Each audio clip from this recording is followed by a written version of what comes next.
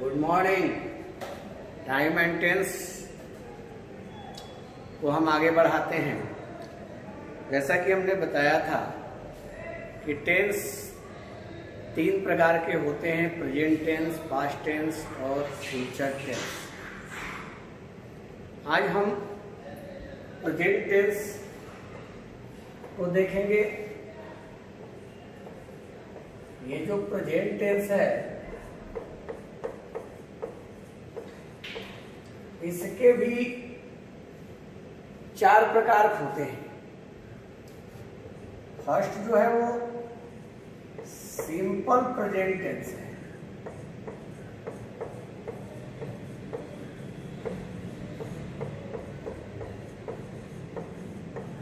यानी इसी को हम प्रेजेंट इंडेफिनिट टेंस भी कहते हैं।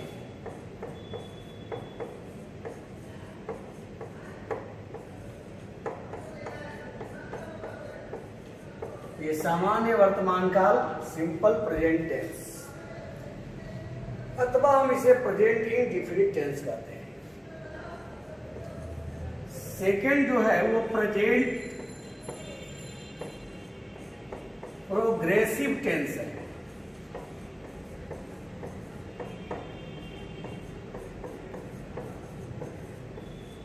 या इसको हम प्रेजेंट इम्परफेक्ट टेंस भी कहते हैं।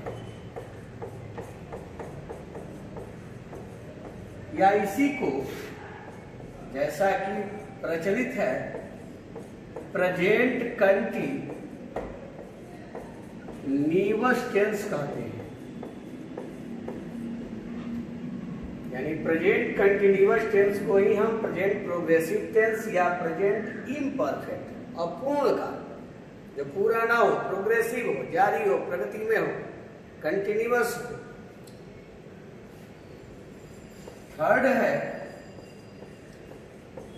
प्रेजेंट परफेक्ट टेंस, यानी ये पूर्ण वर्तमान काल है, पूरा हो। और फोर्थ है, चौथा है 4 नंबर पर present perfect continuous tense.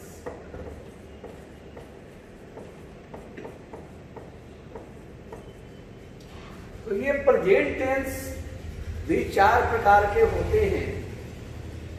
First simple present tense, जिसको प्रेजेंट इंडेफिनिट टेंस भी कहते हैं। दूसरा है प्रेजेंट प्रोग्रेसिव टेंस, जिसको प्रेजेंट इम्परफेक्ट टेंस या ज्यादातर हम लोग जानते हैं इसे प्रेजेंट कंटिन्यूअस टेंस के नाम से। तीसरा है प्रेजेंट परफेक्ट टेंस और चौथा है प्रेजेंट परफेक्ट कंटिन्यूअस टेंस, जो कुछ पूरा हुआ हो, अब कुछ अभी चल रहा हो, आगे की ओर कंटिन्यूअस हो। तो सबसे पहले हम सिंपल प्रेजेंट टेंस को यानी प्रेजेंट इंडेफिनिट टेंस के बारे में जानेंगे। सिंपल प्रेजेंट टेंस फर्स्ट जो है वो सिंपल प्रेजेंट टेंस। जैसा कि हमने बताया कि इसी को प्रेजेंट इंडेफिनिट टेंस से जानते हैं।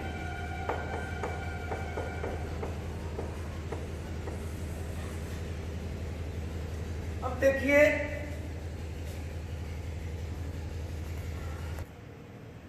तो सिंपल प्रेजेंट टेंस को ही प्रेजेंट इंडेफिनिट टेंस के नाम से जानते हैं। जैसा कि हम लोग ट्रांसलेशन बनाने के लिए हिंदी से अंग्रेजी में हम लोग ये जानते रहे हैं कि जिस हिंदी वाक्य के क्रिया के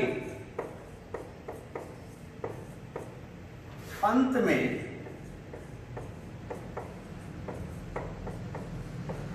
ता है, ती है, ते है, रहें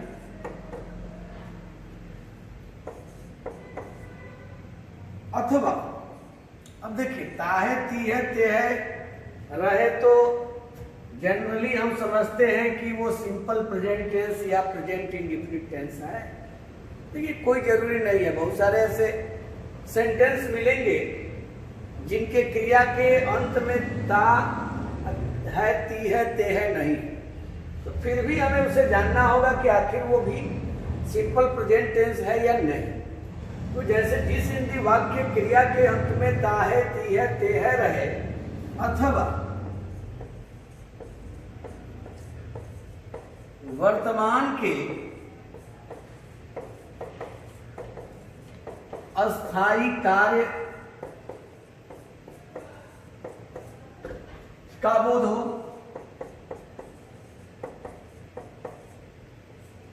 तो उसे सिंपल प्रेजेंट टेंस या प्रेजेंट इन डिफिनिट टेंस समझते हैं।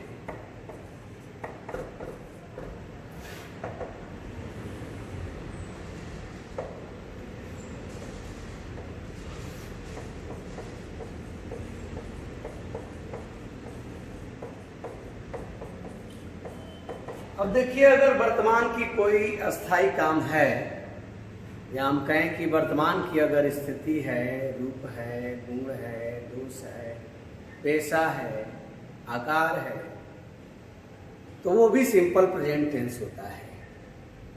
ये जरूरी नहीं है कि क्रिया के अंत में हमेशा ता है ती है ते है रहेगा तो ही वो सिंपल प्रेजेंट होगा। अंग्रेजी में हम कैसे पहचानते हैं?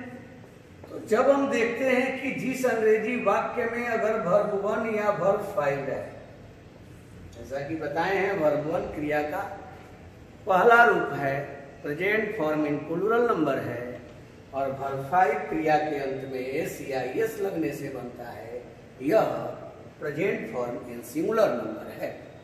तो जिस अंग्रेजी वाक्य में हम वर्ब 1 या वर्ब 5 को देख लेंगे तो हम समझ जाएंगे कि वो सिंपल प्रेजेंट टेंस या प्रेजेंट इन डिफिनिट टेंस है। अब सबसे पहले हम ए नंबर अफर्मेटिव सेंटेंस को जरा देखें। अफर्मेटिव सेंटेंस सकारात्मक वाक्य है, ये स्वीकारात्मक वाक्य है, पॉजिटिव सेंटेंस है। अब इस जब हमें लगा कि वो सिंपल प्रेजेंट टेंस का प्रेजेंट इंडेफिनिट टेंस का अगर ये सकारात्मक वाक्य है, अफर्मेटिव है, तो अंग्रेजी में उसका स्ट्रक्चर होगा, सबसे पहले हम सब्जेक्ट को रखेंगे।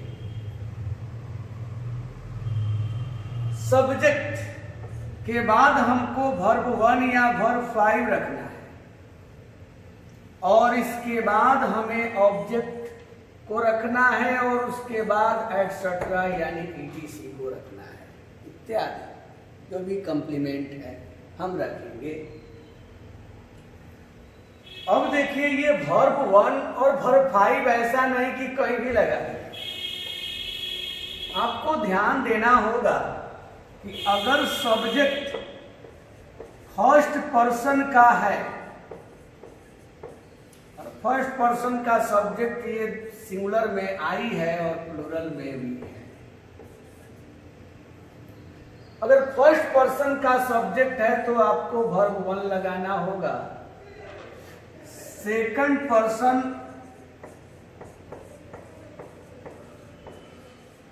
का सब्जेक्ट रहे तो आपको वर्ब 1 लगाना होगा।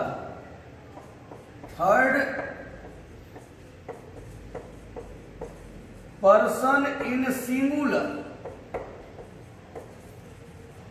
देखिए थर्ड पर्सन इन सिंगुलर जैसे ही है, सी है, इट है, और कोई भी अगर सिंगुलर नाउन रहे, कोई सिंगुलर नाउन अगर रहेगा, Ram, Mohan, Sohan, boy, girl, dog, singular noun, bird, elephant, कोई भी सिंगुलर नाउन रहे तो ऐसे कंडीशन में हमें वर्ब 5 लगाना है।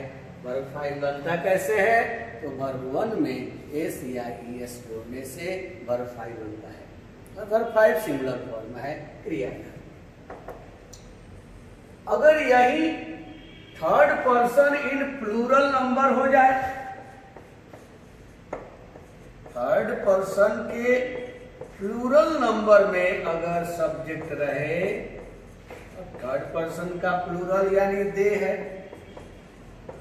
या कोई भी प्लूरल नाउन, प्लूरल नाउन जैसे मान लीजिए कि बॉयज हो गया, गर्ल्स हो गया, बर्ड्स हो गया, तो कोई भी प्लूरल नाउन अगर हो जाता है तो उस कंडीशन में वर्ब 1 लगता है।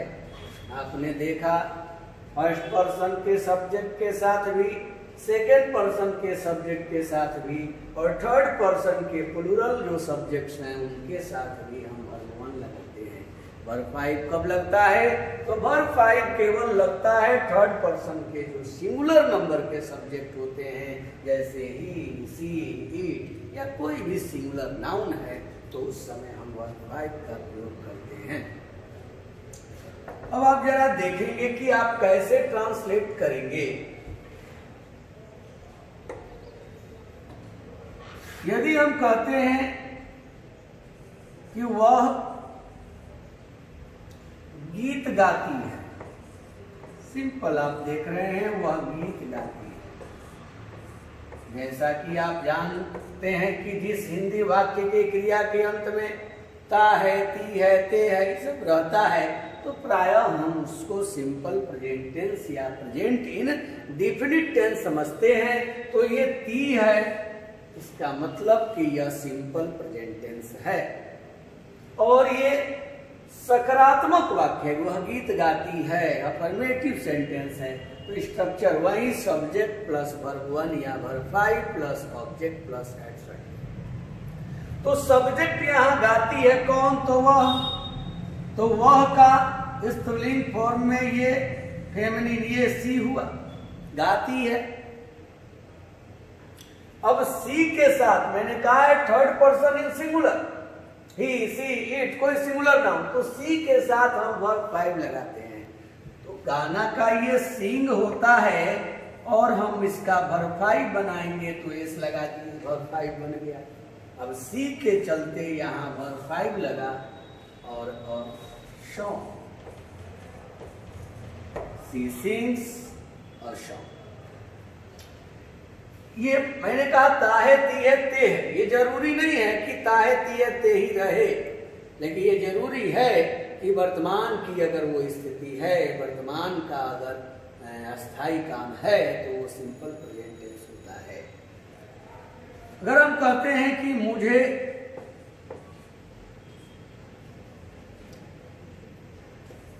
दही पसंद है,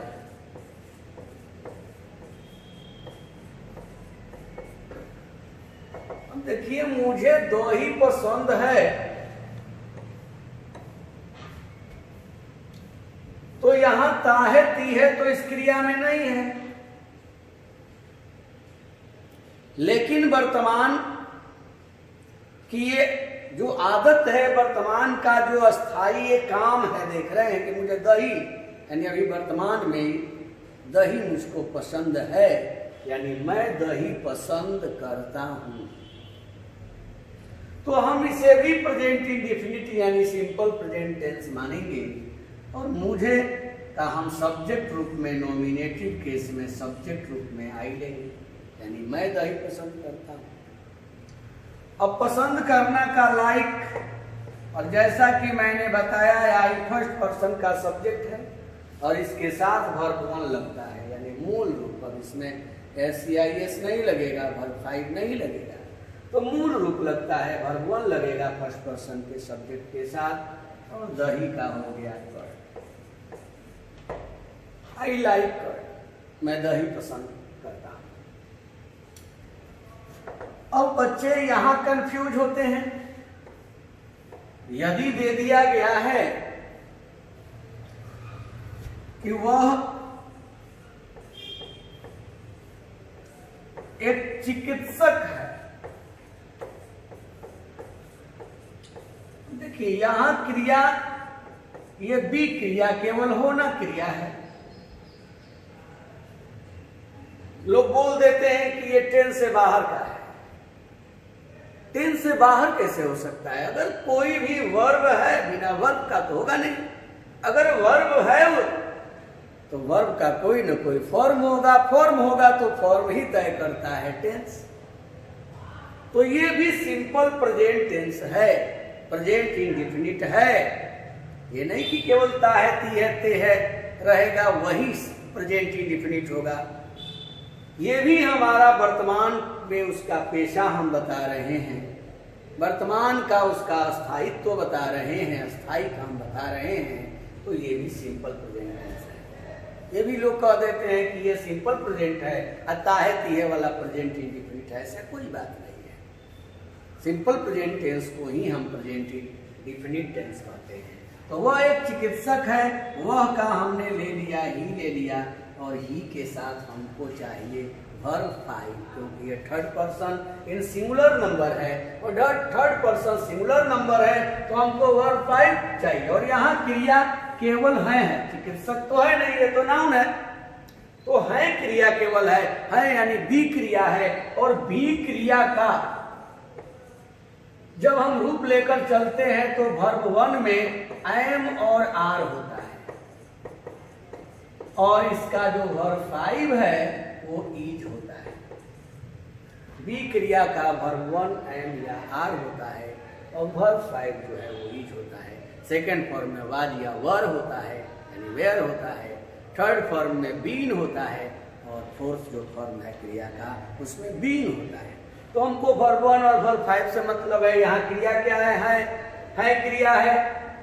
तो देख लेना है हमको कि यहाँ सब्जेक्ट क्या है, ही। थर्ड पर्सन सिंगुलर नंबर है, इसके साथ वर्ब फाइव लगेगा, और बी क्रिया का वर्ब फाइव क्या होता है, इज होता है। तो हमने इज लगाया। और आप जानते हैं कि जिसमें केवल वर्ब वन या वर्ब फाइव रहे वो प्रेजेंट इंडेफिनिट होता है, वो सिंपल प्रेजेंट टेंस होता है। तो यहाँ पर आप देख रहे हैं कि इज जो है ये वर्ब फाइव है। किसका? तो बी क्रिया का। जब वर्ब फाइव है तो ये भी सिंपल प्रेजेंट टेंस है, प्रेजेंट इंडेफिनिट टेंस है। और ही इज ए डॉक्टर।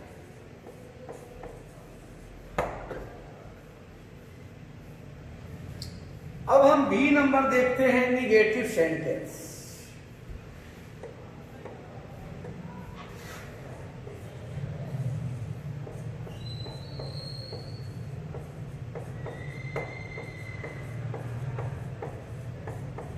नकारात्मक वाक्य जब नहीं आ जाता, ऐसे कंडीशन में हम सबसे पहले सब्जेक्ट को रखते हैं और फिर डू या डज को रखते हैं।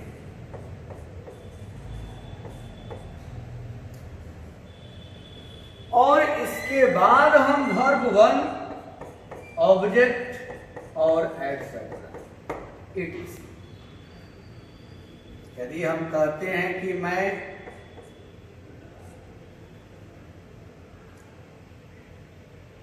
अंग्रेजी नहीं पढ़ता हूं,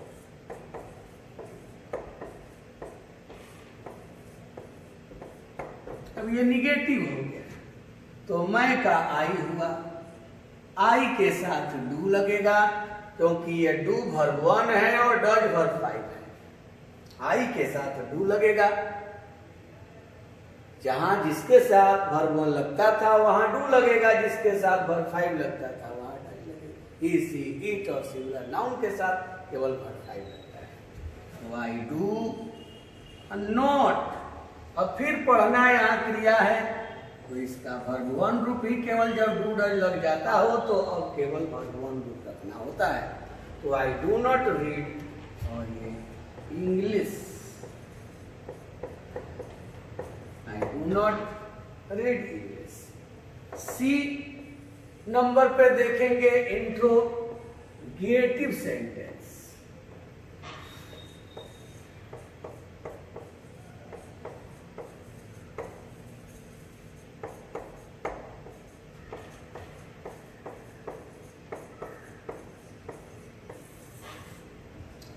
इंट्रोगेटिव सेंटेंस।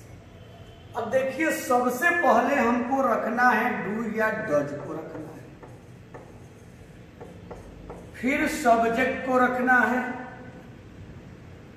उसके बाद हमें वर्ब वन को रखना है, ऑब्जेक्ट को रखेंगे और फिर ये ऐसा और क्वेश्चन मार्क दे देंगे क्योंकि ये इंट्रोगेटिव सेंटेंस है। यदि हम कहते हैं कि क्या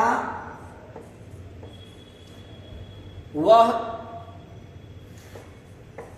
पैदल जाता है,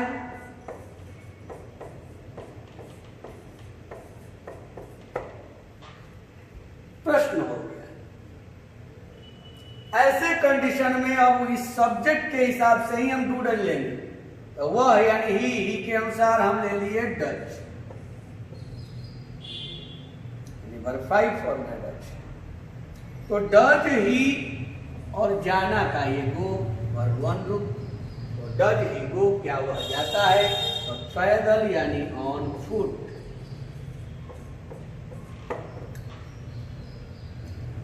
अब डी नंबर पर हम देखेंगे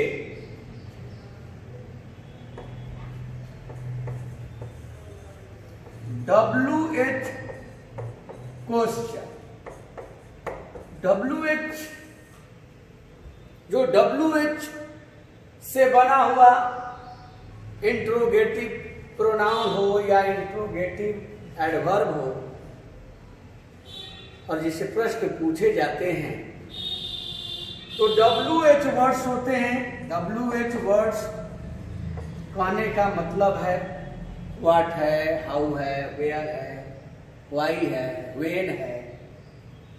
अब इसके बाद यही इंट्रोगेटिव का स्ट्रक्चर रखेंगे, यानी डू या डज होगा, सब्जेक्ट होगा, वर्ब 1 होगा, ऑब्जेक्ट होगा और एटसेट्रा। अगर हम कहते हैं कि वह कहां रहता है,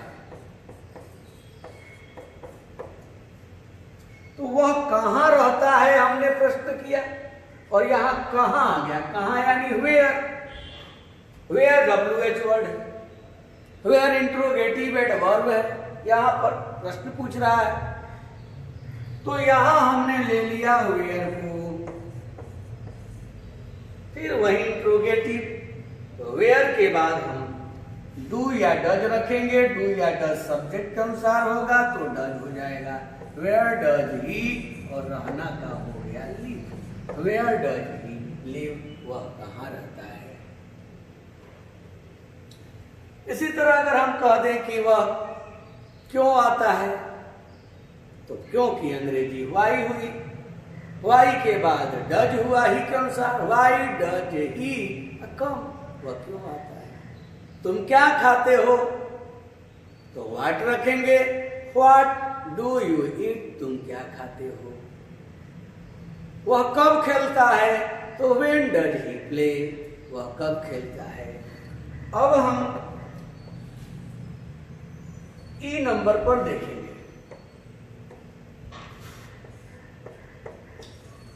एम्फैटिक sentence.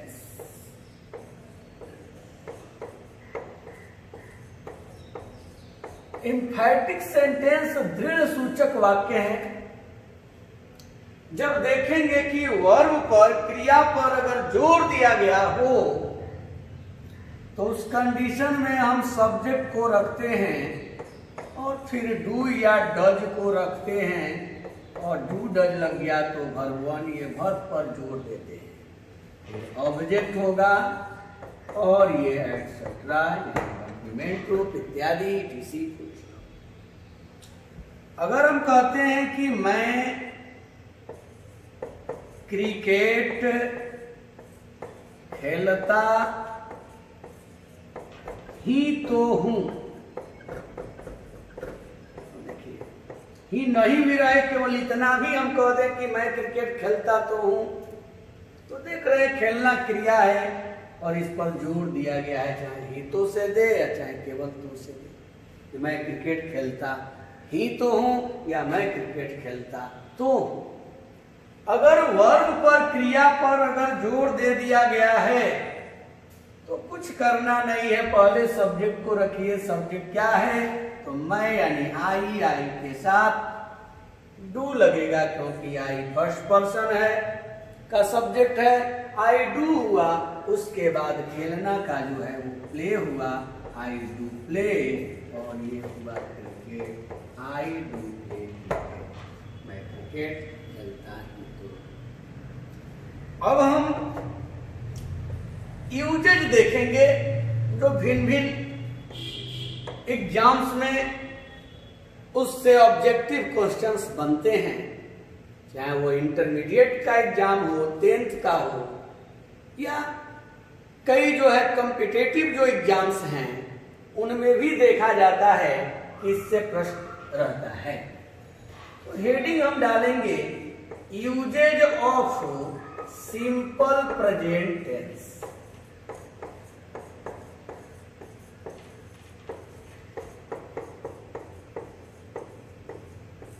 Usage of simple present tense. फिर ध्यान देंगे वर्तमान का अस्थाई कार्य यानी परमानेंट वर्क अगर है तो वो सिंपल प्रेजेंट टेंस में व्यक्त किया जाता है। यानी अगर परमानेंट प्रेजेंट का कोई भी अगर परमानेंट वर्क है तो उसको हम सिंपल प्रेजेंट टेंस में व्यक्त करते हैं। यदि कहते हैं कि माय फादर और ब्लैंक दिया गया है और इन देलय ऑप्शन है वर्क, ऑप्शन में दिया गया वर्क्स, ऑप्शन में दे दिया गया है इज वर्किंग,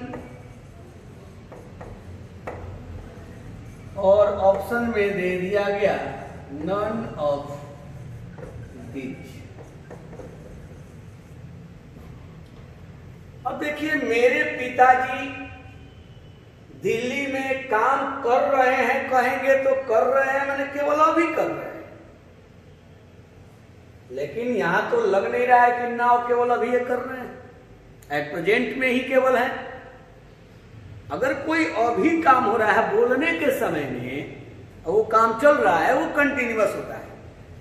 तो ऐसे कंडीशन में कि मेरे पिताजी दिल्ली में काम करते हैं यानी वर्तमान में उनका परमानेंट वर्क है वो, तो ऐसे कंडीशन में क्या लेंगे हम? Simple present tense. Simple present tense यानी वर्ब 1 या वर्ब 5। तो फादर सिंगुलर नाउन है तो थर्ड पर्सन सिंगुलर नंबर, ऐसे कंडीशन में वर्ब 5 लेंगे और वर्ब 5 बनता है एस लगाकर, तो यहाँ होगा my father works in Delhi, मेरे पिताजी दिल्ली में काम करते हैं। अगर हम कहते हैं कि यू ब्लैंक इन क्लास 12, अब देखिए यदि ऑप्शन दे दिया गया कि आर रीडिंग, तुम कक्षा 12 में पढ़ रहे हो, तो कहा अभी केवल पढ़ रहे हो, बोलने के समय में ही केवल पढ़ रहे हो, नहीं। अगर कहते हैं कि हैव रीड, ये हो गया कि तुम कक्षा 12 में पढ़ चुके हो, अभी पढ़ चुके हो, तो ये भी कहना सही नहीं होगा।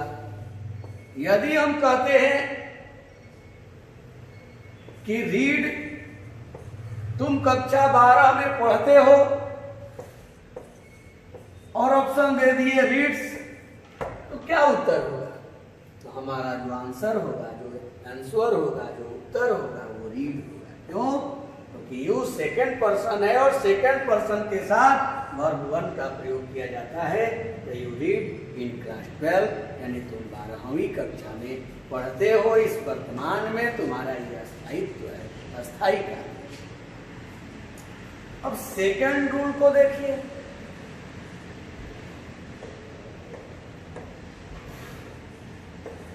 यूनिवर्सल ट्रूथ,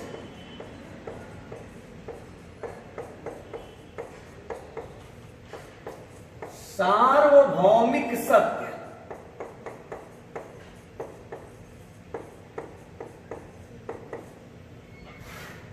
या हैबिचुअल ट्रूथ,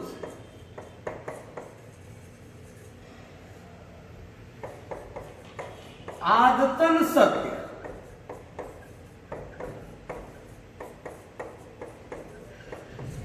अगर कोई यूनिवर्सल ट्रूथ हो या हैबिचुअल ट्रूथ हो तो हम उसे भी सिंपल प्रेजेंट टेंस में व्यक्त करते हैं। इसके लिए एकमात्र बस टेंस है सिंपल प्रेजेंट, दूसरा सोच ही नहीं सकते हैं। अब कैसे जानेंगे कि वो यूनिवर्सल ट्रूथ है या हैबिचुअल ट्रूथ है? क्या मैं दही खाता हूं तो ये मेरी केवल सच्चाई है, ये यूनिवर्सल ट्रूथ नहीं है, मेरा केवल आदत है। यूनिवर्सल ट्रूथ या हैबिचुअल ट्रूथ वो होता है जिसके पास तीनों टाइम हो, पहले भी था, अभी भी है और आगे भी होगा, वो यूनिवर्सल ट्रूथ होता है। यदि दिया गया है कि दी अर्थ अब ब्लैंक दिया है राउंड द सन, ऑप्शन में बना दिया गया है इज मूविंग, ऑप्शन है हैज मूव्ड, ऑप्शन में है मूव्ड और ऑप्शन में दिया गया है मूव्स। पृथ्वी के सूर्य के चारों ओर चक्कर लगाने की बात है, तो इसका मतलब कि क्या केवल आज ही लगाती है पृथ्वी सूर्य के चक्कर? नहीं, पहले भी लगाती थी, आज भी लगाती है, आगे भी ये लगाती रहेगी। ऐसी बात ये यूनिवर्सल ट्रूथ है। और जब यूनिवर्सल ट्रूथ है तो केवल एक टेंस है, वो सिंपल प्रेजेंट टेंस है, प्रेजेंट इंडेफिनिट है, वर्ब 1 या वर्ब 5। तो दी अर्थ थर्ड पर्सन इन सिंगुलर है और सिंगुलर नाउन है, तो हम वर्ब 5 का प्रयोग करेंगे और मूव्स होगा दी अर्थ मूव्स राउंड दी सन, यानी पृथ्वी सूर्य के चारों ओर घूमती है। यदि हम कहते हैं कि milk a blank white, option में दिया गया है इज, ऑप्शन में है वाज, ऑप्शन में दे दिया गया है हैज बीन, ऑप्शन में दिया गया है विल बी। अब देखिए दूध के उजला होने की बात है, तो क्या दूध पहले उजला होता था, आज नहीं होता है? होता है। दूध उजला हो चुका है नहीं कहेंगे, दूध उजला होगा ये भी नहीं कहेंगे। दूध उजला होता है, होता है मतलब पहले भी होता था, अभी भी होता है, आगे भी होगा। और इसके लिए हमारा एकमात्र टेंस है जो तीनों टाइम को दिखा सकता है और वो है सिंपल प्रेजेंट टेंस। तो मिल्क इज व्हाइट, दूध उजला होता है, कह देने से ही पता चल गया कि दूध उजला होता था, है, होगा। अब हम सेकंड के बाद थर्ड रूल को देखें।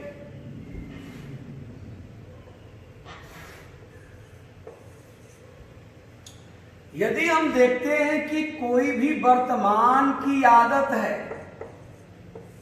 वर्तमान की आदत रहने पर, जनरली वर्तमान की जो आदत होती है उसमें हम लोग देखते हैं कि ऑलवेज लगा होता है, नेवर है, ऑफन है, सेल्डम है, यूजुअली है, हैबिचुअली है, डेली है, एवरी डे है, या मंथ है, या वीक है,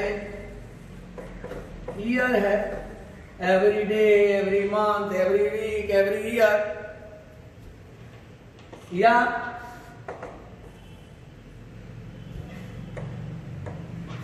once ए वीक है, या वंस ए मंथ है, या वंस ए ईयर है, एक्सेट्रा, ये सब रहते हैं। तो हम जनरली समझते हैं कि वो सिंपल प्रेजेंट की आदत को व्यक्त कर रहे हैं। और सिंपल प्रेजेंट की यानी सिंपल प्रेजेंट की आदत जब रहे, वर्तमान की जब आदत रहे, तो उसको सिंपल प्रेजेंट टेंस में व्यक्त करेंगे, प्रेजेंट इंडेफिनिट में प्रयोग करेंगे। जैसे अगर दिया है ही ऑलवेज और यहां दे दिया the truth, he always blank the truth. अब ये दिया गया है स्पीक,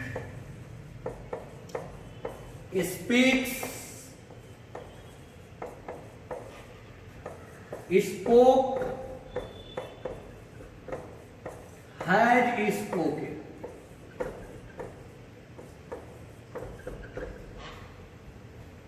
अब देखिए, जैसे ही ऑलवेज देखेंगे सबसे पहले हमें दिमाग में बैठाना होगा सिंपल प्रेजेंट टेंस। ये न रहे तो फिर दूसरे में हम सोचेंगे, देखेंगे। और वह हमेशा सच तो बोलता है, हमेशा सच बोलता है, उसकी वर्तमान में जो है उसका आदत है, हैबिट है, और ऑलवेज है। तो सिंपल प्रेजेंट यानी वर्ब 1 या वर्ब 5। तो अब तो ये सब्जेक्ट तय करेगा, सब्जेक्ट है ही, तो ही के साथ होगा वर्ब 5 होगा। तो ही ऑलवेज स्पीक्स द ट्रूथ। इसमें जब भी always, never, often, seldom, usually, habitually, daily, every day, every month, every week, every year, once a week, once a month, once a year, ये सब लगा होता है। तो हम उसे किस टेंस में व्यक्त करते हैं? तो सिंपल प्रेजेंट टेंस में यानी प्रेजेंट इंडेफिनिट टेंस में प्रायः व्यक्त करते हैं। अगर प्रेजेंट इंडेफिनिट यानी वर्तमान की आदत नहीं है तब दूसरे टेंस में सोचेंगे, लेकिन अगर वर्तमान की आदत है तो उसको हम प्रेजेंट इंडेफिनिट टेंस में व्यक्त करते हैं। अब आगे हम नंबर देखेंगे, और अगला जो है कि रूल है 4 नंबर पर।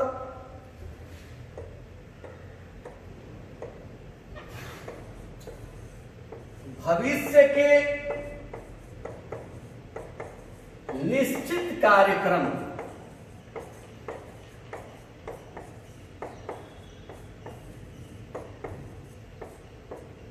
भविष्य का अगर कोई निश्चित कार्यक्रम है तो उसको भी सिंपल प्रेजेंट टेंस में व्यक्त करते हैं। जैसे अगर हम कहते हैं कि कल मुख्यमंत्री अवश्य आएंगे, निश्चितता, तो द सीएम कम्स टुमारो हम कह सकते हैं। यानी भविष्य के निश्चित कार्यक्रम को सिंपल प्रेजेंट टेंस में व्यक्त